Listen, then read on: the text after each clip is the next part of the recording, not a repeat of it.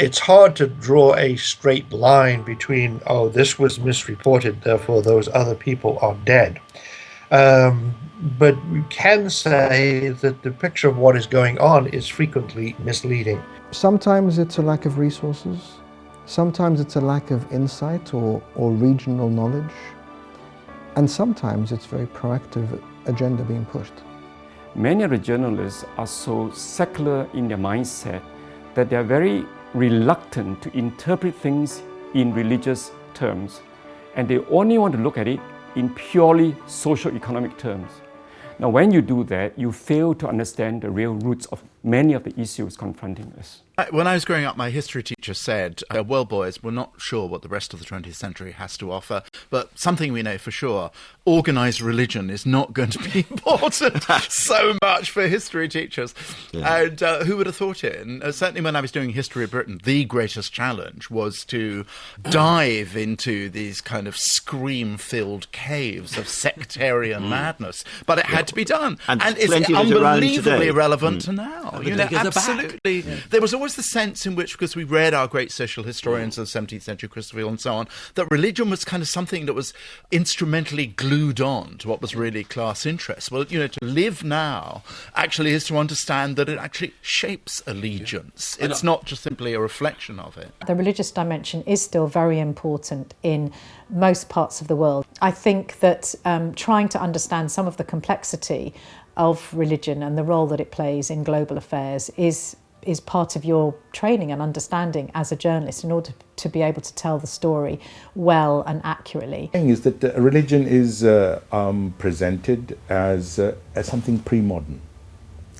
And so if we are thinking about Islam, it's presented as being anti-British. With The Sun, they had a headline on the murder of an 84-year-old woman in London. And I thought this was grossly irresponsible reporting because there was no evidence connection between the convert's religious beliefs and his homicidal actions. Historically, religion has often evolved to oppose or certainly find sanctuary from violence. Now, this position is not unique to different strands of Christianity. And my view is that one can find it in, say, Buddhism and certainly branches of Islam, for example, Sufism.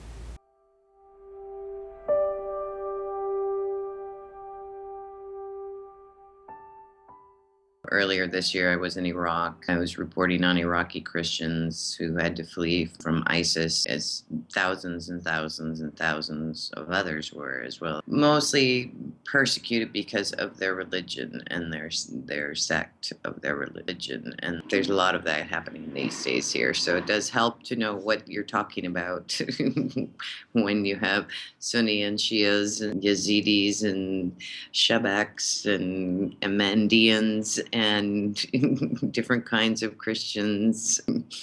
It helps to know who and what they are and have a little bit about them. Journalists, I feel, should reflect multiple motivations that cause it, rather than relying on sort of easy explanations like religious fanaticism. We see this again with ISIS, despite its explicit statements and the videos it puts out. There's always a tendency to try and explain what it's doing in ways which leave out the religious dimension or treat it as simply epiphenomenal. So people still relate that to the Israeli-Palestinian question, though ISIS regards nationalism as a form of apostasy, so it doesn't support any particular country looking for a Palestinian state. So to understand each attack, you have to get into the mindset of the group that carried out that attack and not try to make broad generalizations about jihadis or extremists or fundamentalists. These are very different people, very different groups with very different arguments about how they should be carrying out their warfare. But if you watch the news, it's really hard to see that. Understanding their arguments and facts, it means that you have to understand their ideology, and in some cases, understand theological arguments that they are having with the rest of the Islamic world. There is no one Islam across the world. It's a dynamic, multiple, and geographically diverse phenomenon. More needs to be done in terms of the mainstream media to make that distinction between Muslims that have a clear political agenda and harbour illiberal views, and those who are progressive in terms of our beliefs and actions and want to unite communities. By presenting that variety of perspectives and different sort of takes on what's going on, they are enabling their readers and their listeners to come to their own conclusions.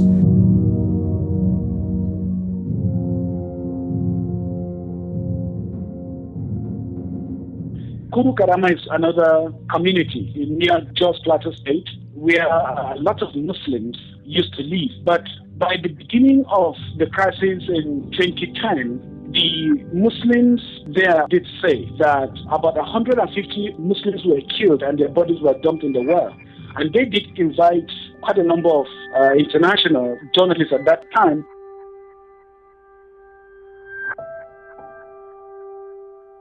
Aid workers who reached the villages of Kuru Karama, Kuru Gadabiyu and Kuru Janta have been describing how they retrieved burnt corpses that were thrown into wells in those communities. Between 100 and 150 people have been discovered in those areas, but many more are thought to remain inside the wells. Human Rights Watch has called for a criminal investigation into the deaths. The group urged the Nigerian government to investigate what it called credible reports of a massacre of at least 150 Muslims. We went together with the police and the military to Kuru Karama at that time to verify the claims. We went around the community. In the entire community, there were just about 5 wells or 6 or thereabout that we could count. And there was no way any of these wells would have taken 150 bodies. Indeed, there wasn't anybody in any of the wells that we saw. But that story went viral again, and a lot of Muslims really do believe till today that Christians wiped out an entire Muslim community, that Christians in Plateau State are on a genocide mission to exterminate Muslims. The same story was discussed on a political level in Bauchi State. Now, what they did in the State House of Assembly was to discuss that, and they took up a position to chase out all indigenes of Plateau State from Bauchi State for the genocide against Muslims that they have seen that was coming in from Jos. I think it's very dangerous putting in a narrative and then working to fulfill that narrative rather than reporting on what's actually there. Sensationalist reporting is dangerous. It may sell various media products for profit, but it also has the potential to misinform and charge emotions to a boiling point.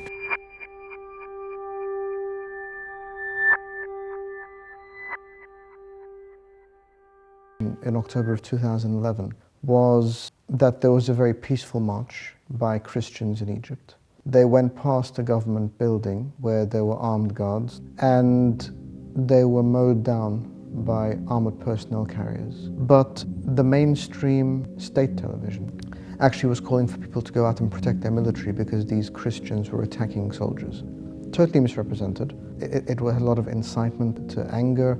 People started to believe this. And it was only weeks, months later that the reality, the truth came out, that these were unarmed, peaceful protesters. That kind of irresponsibility is not just about ratings, it's about lives.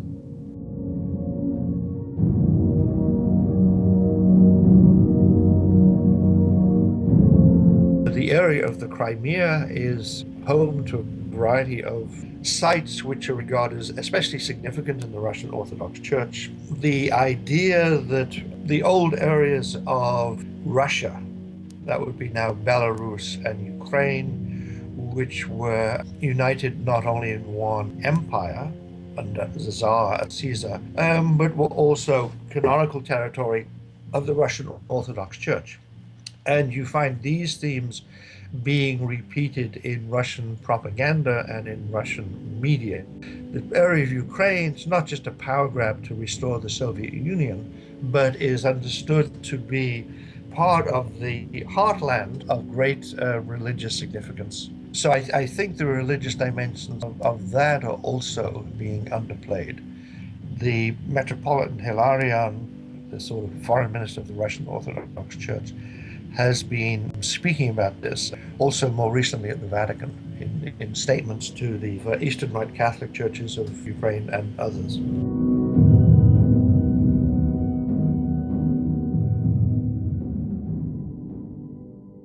We've got to realize that reporters are paying an incredible cost, even to the extent of those who are recently been abducted and lost their lives. Inevitably, with deadlines, with time pressures, etc., it can be very hard. One does cut out complex stuff to keep the story simple. The streets were filled with protesters, with tear gas. We had a 6 o'clock curfew.